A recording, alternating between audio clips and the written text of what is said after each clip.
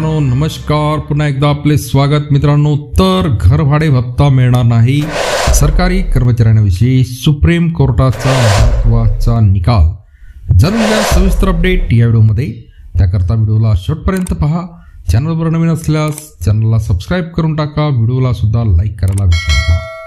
मित्रांनो, सरकारी सेवेतून निवृत्त झालेल्या कर्मचाऱ्यांच्या घरी राहत असलेल्या सरकारी सेवेतील त्यांच्या मुलांना घरभाडे भत्त्यासाठी दावा करता येणार नाही, असा निकाल सर्वोच्च न्यायालयाने दिला आहे।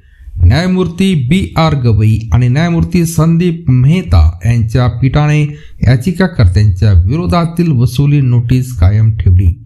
जम्मू आणि काश्मीर सिव्हिल सेवा 1992 अंतर्गत सेवानिवृत्त झाल्यानंतर सेवानिवृत्त वडिलांकडून HRA साठी दावा केला जाऊ शकत नाही, असेही न्यायालयाने स्पष्ट केले।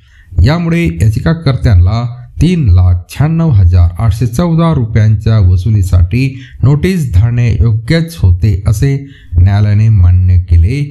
याचिकाकर्ता एक सरकारी कर्मचारी असल्याने त्याचे वडील जे एक सरकारी सेवानिवृत्त कर्मचारी आहेत त्यांना मिळालेले घरभाडे मुक्त घरात राहत असेल तर त्याला HRAचा दावा करता येणार नव्हता, असा न्यायालयाने स्पष्ट शब्दात म्हटलेले आहे।